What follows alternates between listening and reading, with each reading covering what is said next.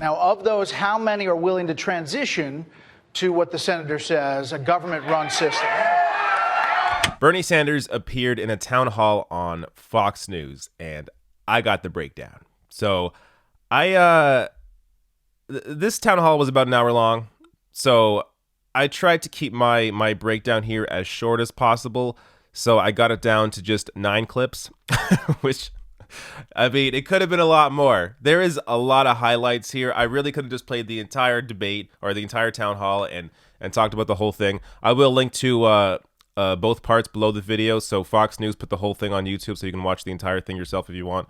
But I want to break down some of the highlights here because this was really fantastic. So I'm going to show you, of course, clip highlights and give my reaction. I'm also going to give you the media reaction to the whole thing afterwards, as well as Trump's reaction and a reaction from someone who was actually there in the audience. So first up, let's start with this clip where Fox News asks Bernie Sanders about taxes. Amazon, Netflix, and dozens of major corporations, as a result of Trump's tax bill, paid nothing in federal taxes. I think that's a disgrace. So I guess on Fox News, you said that I benefited from Trump's tax bill. Did you tell people that I voted against Trump's tax bill? Sure, but you did benefit from it. Yeah. But I voted against it. And I happen to believe that a tax bill written and pushed by Trump, who told the American people that that tax bill, some of you may recall, would not benefit the wealthy. Remember that? Oh, it's not going to benefit the wealthy. 83% of the benefits went to the top 1%. I paid the taxes that I owe. And by the way, why don't you get Donald Trump up here and ask him how much he pays in taxes? Oh, we will. Yeah, well, good. I guess the president watches your network a little bit, right? Hey, President Trump, my wife and I just released 10 years. Please do the same. Let the American people know how much money I'm making. All right, so you saw a little bit of the back and forth there between Bernie and the host. The first maybe 10 minutes of this town hall was a little heated. Bernie was not taking their shit. They started off by talking about how, oh, you're a millionaire now, so I'm going to get into a little of that too. But let's just start with the reality here. Bernie voted against Trump's tax plan. So Bernie knew how much money he was making. He knew that he would benefit personally from Trump's tax plan, but he still voted against it. That shows you that he's actually principled on these issues. He's continuing to fight for higher taxes on the rich despite being a millionaire. And by the way, people really have to understand that having $1 million is not like having $1 billion. There's a huge, massive difference. I think when we get into these discussions about these high numbers of wealth, for people that don't have that kind of money, which is the vast majority of people, it sort of all just blends together. Oh, sure, yeah, 10 million's is just like 100 million is just like $1 billion. No, they're all very different, which is why you need a progressive tax system so that the more you make, the money after that certain level, for example, AOC's proposal or idea of taxing 70% of wealth, any wealth made over 10 million, that is the kind of thing we're talking about. So understand here, it should be in levels. Now, just to go to what Bernie was mentioning there at the beginning. So it's not just Amazon.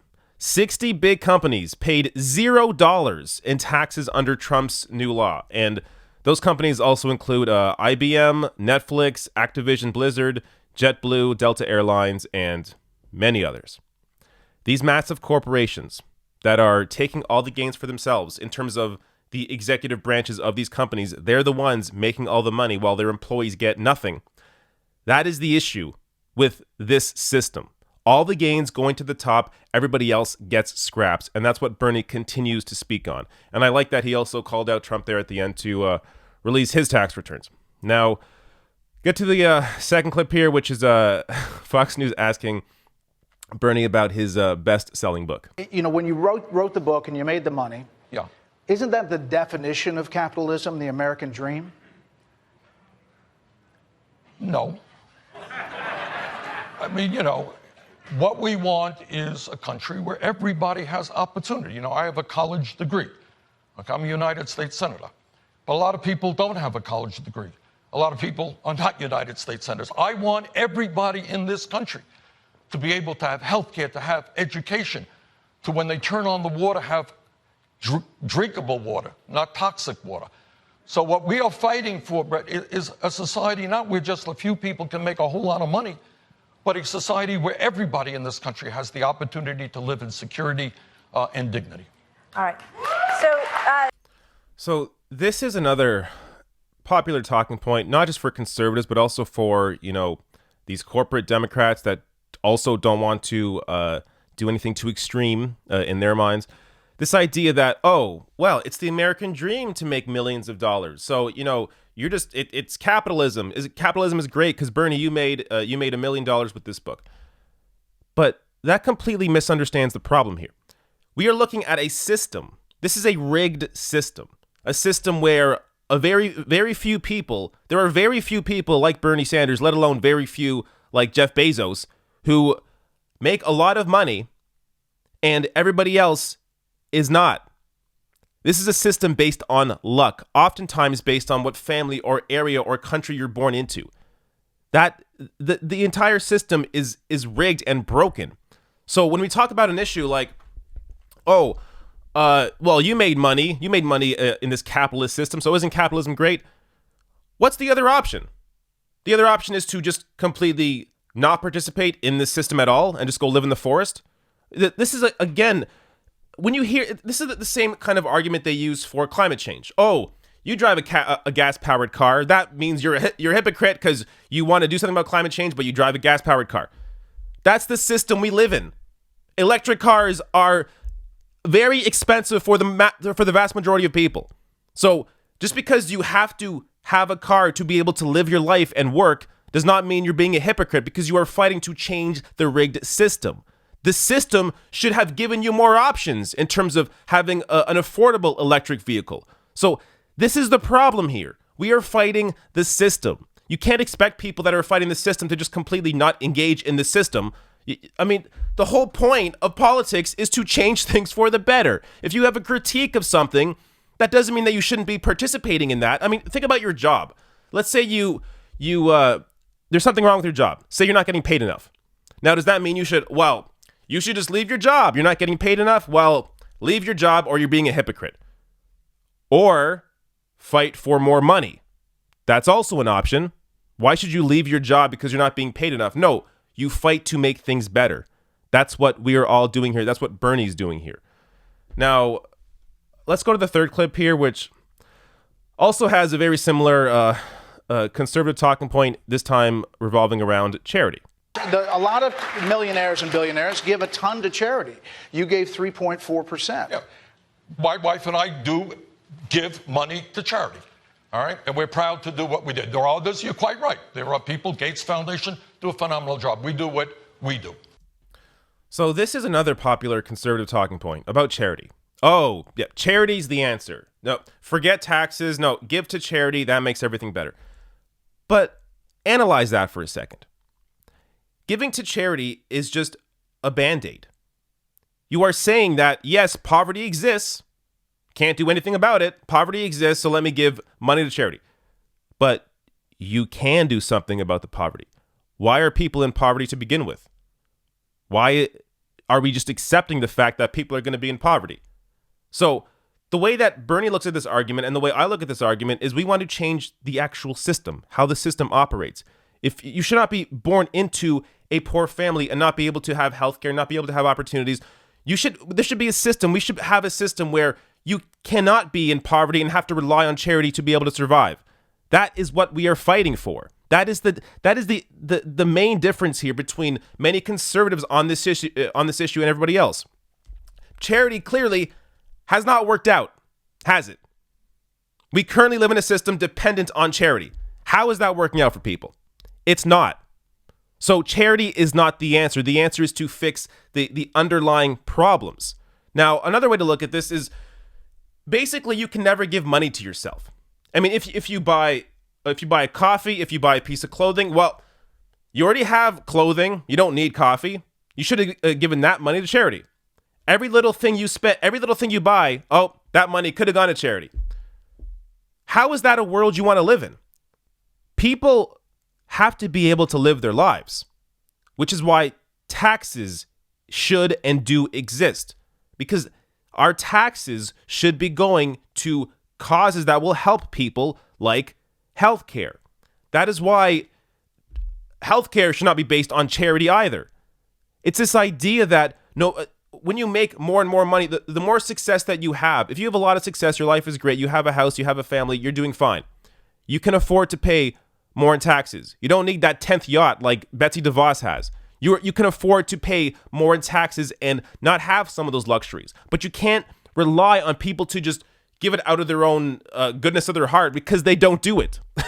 That's not what happens. So you have to do it through taxes. And in that process, it actually gets put to good cause. And it goes to prevent these situations where people are born into poverty. Now, another way to look at this. A lot of people help their family and friends. Whether it's maybe your parents aren't doing well, or maybe your kids can't afford to move out.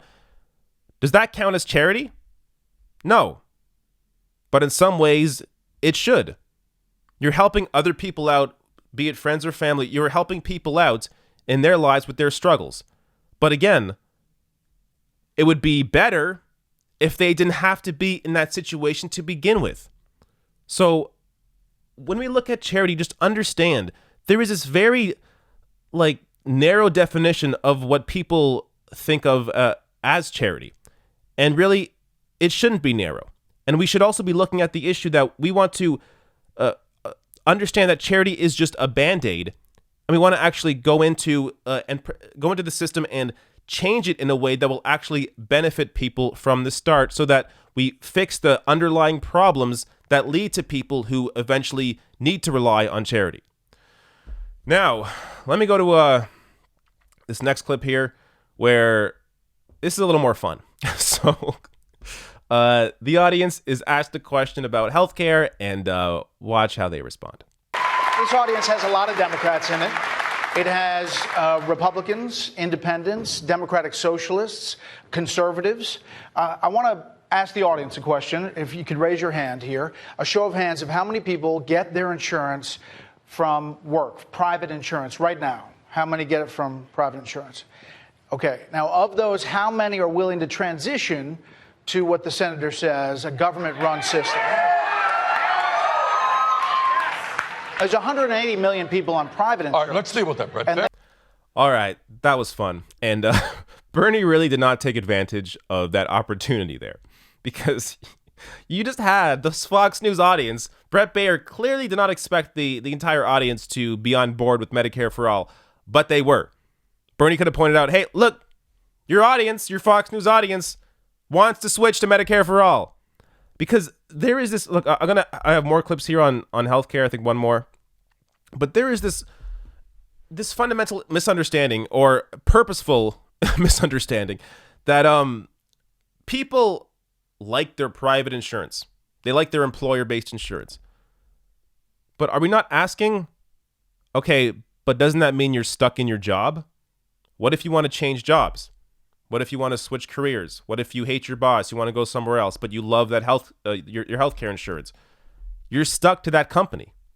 In a Medicare for all system, you're not only given quality healthcare that's either as good or better than what you currently have, but you also have the freedom to move around, not worry about having to stay in the same job. I mean, that point alone is a reason to switch to a Medicare for all system. Now, let me go to this next clip on healthcare, where Bernie breaks it down even further. Millions of people every single year lose their health insurance. You know why? They get fired or they quit and they go to another employer. I was the mayor for 8 years. You know what I did? What probably every mayor in America does? Is you look around for the best insurance program, the most cost-effective insurance. You change insurance. Every year, millions of workers wake up in the morning and their employer has changed the insurance that they have. Maybe they like the doctors. People are nodding their heads. Okay, so this is not new. Every year. Now, what we're talking about actually is stability. That when you have a Medicare for all, it is there now and will be there in the future. Members of Congress, are they going to do that transition as well? Damn right. Of course. Of course. Why would you suggest otherwise? All right, that was great. I like that comment at the end where he's like, "Are you stupid?" Yeah, of course. Everyone in Congress also has to go on Medicare for all. Because again, this is the conservative bubble. These are their talking points. Oh, Congress has a gold-plated healthcare system. Everybody else has crap. Of course, Bernie's going to want to keep his amazing healthcare system while he gives everybody else their shitty Medicare for all. But that's not at all. That's not at all the situation. Medicare for all would be for everyone, regardless of your status in life, whether you're someone in Congress, whether you're a billionaire. Medicare for all is what you would have as your healthcare, which also means that the quality will have to be good, because people in Congress are going to want the quality of their healthcare to be strong. So if they're on the same healthcare plan as everybody else, they're going to ensure that it is actually funded. This is how you do it. Now, another piece of this here, I'm not sure if it was touched on in this clip, but there's this phony idea. I'm Canadian, so I have some more awareness on universal healthcare than maybe most Americans do. There's this weird idea that, oh, if you go to Medicare for all, the government's going to choose your doctor. No, that's not what happens. I chose my doctor. Everybody chooses their own doctor. The government does not choose your doctor. In fact, there is no longer a middleman. You have the complete freedom to go to whatever doctor you want, whatever hospital you want, whatever healthcare facility you want. It gives you freedom. Universal healthcare gives you freedom because everyone is now on the same plan. There is no division between, oh, this doctor's over here, this doctor's over there. They're with this insurance company, they're with that insurance company. No, everybody is on a single payer plan. So you have the freedom to choose whoever you want. The government isn't choosing things for you. It gives you the freedom.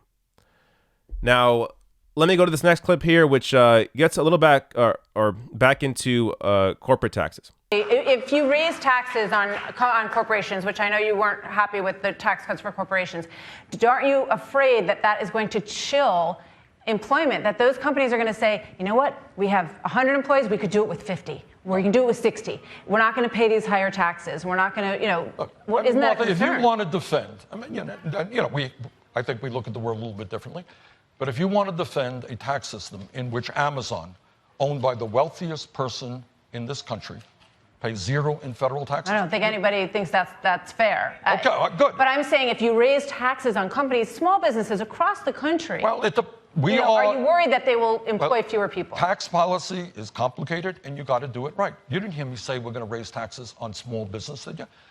What we are talking about is raising taxes on large, profitable corporations and on the wealthiest people in this country, and I think that is just. Once again, you see the conservative rhetoric completely collapse. So she had to go to the second argument. The first argument didn't work. Oh, well, how about the small businesses? Because I guess you're right about Amazon. But how about small businesses? This is hilarious. I mean, they're not faced with an actual left-winger like this. They haven't been faced with actual arguments against their conservative rhetoric. So, first of all, I mean, these massive companies like Amazon, they hire based on demand. If Amazon, for example, needs to hire more people for a warehouse to ship out more products, they are going to do it regardless because they want to ship more product. The demand is there, so they're going to hire more people.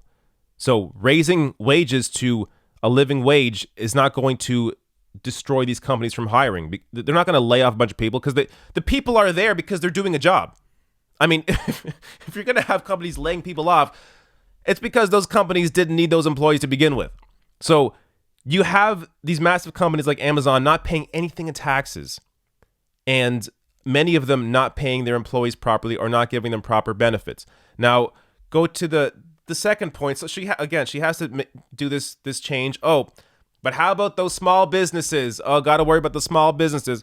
Yeah, Bernie's not talking about raising taxes on small businesses. He's not talking about that. He's talking about Amazon, Netflix, massive corporations that have paid zero in tax under Trump's tax plan. That's what Bernie is talking about. But again, this is what conservative politicians and media people do all the time. And not just conservative. Democrats do this all the time. Oh, got to worry about the small business people, those small business people. So that means we can't raise corporate taxes. but you can totally raise taxes on Amazon. You can totally raise taxes on Netflix. You can totally raise taxes on certain companies making over a certain amount of money in profit. Why would that affect small business? It wouldn't. But they conflate the two because they, in the media and these politicians, are protecting their big corporate donors. Now, let's get to this clip here on the war in Yemen. I led the effort along with Senator Mike Lee, who was a conservative from Utah. Mike and I led the effort in the Senate, and some really great people in a bipartisan way led it in the House. And what we said is we think that the United States should get out of the Saudi-led war in Yemen.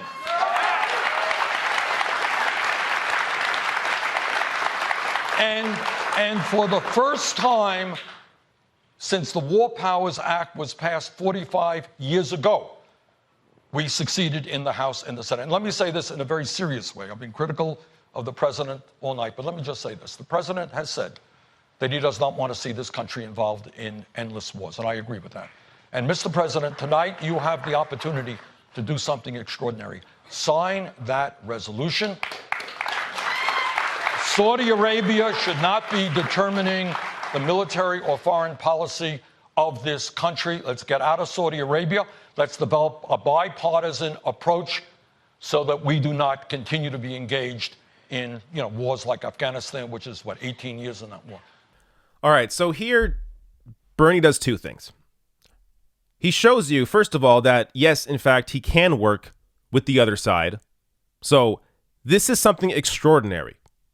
He was able to pass this resolution in the Senate, and it also got passed in the House, to end U.S. support of the Saudi-led war in Yemen. That's Bernie Sanders. Crazy, lefty, socialist Bernie Sanders can't work with anybody. That's what he passed. This also shows you how, again, much of a liar Donald Trump is. Donald Trump, who talks about, or who used to talk about, why are we in all these different countries? But he hasn't done, so far, as of recording this, has not done anything about this U.S.-backed Saudi-led war in Yemen. So will he? Unlikely, because of his relationship with Saudi Arabia. But you see Bernie Sanders here, the kind of president that he would be if he had the power. Now, let's go to this next clip here, and this is about Ilhan Omar. You are looking to become the first Jewish president. Yes. You're also a staunch supporter of Congresswoman Ilhan Omar, who even... Hold it. No. I've talked to Ilhan about twice in my life, so... But you've I respect her, tweeted support for but this is what I do support. I support a Muslim member of Congress not to be attacked every single day in outrageous racist remarks. Sure. My question is that even some fellow Democrats had some problems, have accused her of using language kind of associated with anti-Semitism. Can you understand why some Jewish Americans would have a problem with some of that? Yeah, I can understand. I think that is not quite right, and I think that Ilhan has got to do maybe a better job in speaking to the Jewish community. But if your question to me is, do I think she is anti-Semitic? No, I don't. No, it's not her. I'm saying in the thread in the I can understand. Democratic But Party. here is the point also. I'm Jewish. My father's family was devastated by Hitler. So this is an issue of some sensitivity to me. So I will do everything in my power, and I hope that every member of Congress will fight not only anti-Semitism, but racism and anti-Muslim activity so that we create a non-discriminatory society. But it is not anti-Semitic to be critical of a right-wing government in Israel. That is not anti-Semitic, okay? All right. Bernie Sanders, once again, smashes more conservative talking points. So, first of all, actually, I want to say at the beginning of this clip, I don't really like how Bernie initially reacted to this. I don't know why he had to push back on Bret Baier, his remark saying that Bernie's a staunch supporter of Ilhan Omar. Just let him say it. I don't know what the big deal is. I mean, sure, maybe you don't agree with her on everything, but just let Bret Baier say you're a staunch supporter of Ilhan Omar. Who cares? But then the rest of his answer is fantastic. I mean, he brings up, look, yeah, a Muslim woman of Congress should not be attacked every single day. And they are, look, I've done multiple videos on this. They take her out of context to attack her. It's really disgusting. They're simply doing it because she's a Muslim. I mean, that's the only explanation for it. And again, Bernie then smashes the idea that, oh, if you're critical of the right-wing Israeli government, that means you're anti-Semitic. Of course it doesn't. It's a right-wing Israeli government. It's a government. The criticism is of the government and their treatment of Palestinians. That is a completely different issue than being anti-Semitic. Now, let me go to the last clip here. And this was something special because the crowd sort of joins in and kind of sings along with Bernie's platform here during his closing statement. I think sometimes the divisions in this country get a little bit too hot. Okay, at the end of the day, we are all Americans who love this country.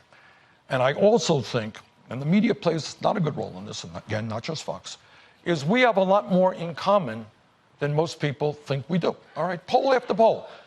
Should we raise the minimum wage to a living wage? Yes. Should we rebuild our crumbling infrastructure? Yes. Should we make sure that our veterans get the health care that they have earned? Yes. All right. Should we make sure that we do not cut Social Security or Medicare or Medicaid? Should we give huge tax breaks to billionaires? You know, that's how most people feel. So I hope, look, I'm looking forward to a good campaign. And the last point that I want to make, and I thank Fox, for the opportunity of being here, and that is, I want to see our country have the highest voter turnout in the industrialized world, not one of the lowest. So no matter what your views are, get involved in the political process, stand up and fight to make this a better country. Thank you all very much. Thank you, Senator Sanders. And there you go. The crowd joins in on Bernie's platform. Yes, we should do all these things. I mean, this is... Maybe Fox should have been a little more particular about who they put in the audience. Usually they're a little more careful with their propaganda. But in this case, I mean, you heard Bret Baier say it earlier. There's Democrats in the audience, there's Republicans, there's conservatives, there's progressives. They represented America in the room, and America appears to love Bernie Sanders. Now, let me show you some reaction here to this town hall, obviously. So here's a tweet from somebody who was there. So this person from I'm Pro Grammar tweeted out, just went to the Bernie town hall and the crowd was enamored by him. The positive energy in the room was contagious. I think this was a real eye-opener for those Fox News hosts and a real turning point in this campaign. He spoke to everyone. And, I mean, that point seems to be echoed by the reactions that we saw in these clips. Now, I also want to show you the media reaction here. So here's a few headlines.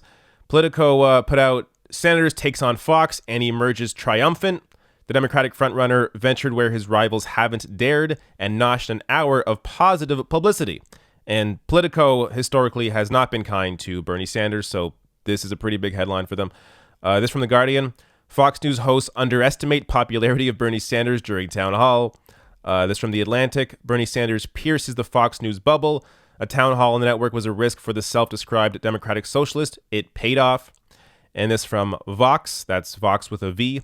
Bernie Sanders' Fox News town hall wasn't a debate. Bernie won anyway. Sanders was sincere with the audience, gracious to his Democratic opponents, and as prickly as ever to his Fox News hosts. So the media reaction, from what I've seen, has been very positive. I mean, any negative reaction I've seen they've had to put a spin on the entire thing, because watch it yourself. Again, the clips or the two parts are below the video on Fox News' YouTube page. Watch the whole thing yourself. Judge for yourself. I think it's pretty clear that Bernie Sanders did a fantastic job and that the audience loved him. Now, before I go here, I also want to show you Donald Trump's reaction. So Donald Trump, the day after, tweeted this out. So weird to watch crazy Bernie on Fox News. Not surprisingly, Bret Baier and the audience, quote unquote, was so smiley and nice. Very strange. And now we have Donna Brazile. Now, I could do an entire video on just this tweet alone. I mean, it doesn't make any sense. So, yeah, okay, he calls him Crazy Bernie. Of course, he's still calling him Crazy Bernie. But then look at the wording here. Not surprisingly, Brett Baer in the audience was so smiley and nice. Very strange. And now we have Donna Brazil. How can something both not be surprising, but also very strange? Donald Trump just doesn't make any sense. And also, I should mention, Donna Brazil is the person that leaked a town hall question to Hillary Clinton during a town hall between Hillary and Bernie in the Democratic primary in 2016. Donna Brazil is not a plus on the board for Bernie Sanders. Now, one last thing that may have elicited this reaction from Trump, because it appears that Trump is worried here. It's this Fox News poll. So Fox News showed the results of this poll. How would you vote if the candidates in 2020 were Bernie Sanders and Donald Trump? Bernie Sanders beats Trump by 7 points in a Fox News poll. And this was a poll taken of registered voters between March 17th and March 20th. Bernie Sanders, in a Fox News poll, beats Trump by 7 points. And this was before that town hall. I'd be curious to see what the results are after this town hall. So, for anybody that was critical of Bernie going on Fox News and doing this, you were wrong. This paid off for Bernie in a huge way. He did fantastic. And it exposes the Fox News audience, not just those in the room, but the Fox News audience in general watching at home. It exposes them to actual left-wing positions that they've largely been sheltered from in their Fox News bubble.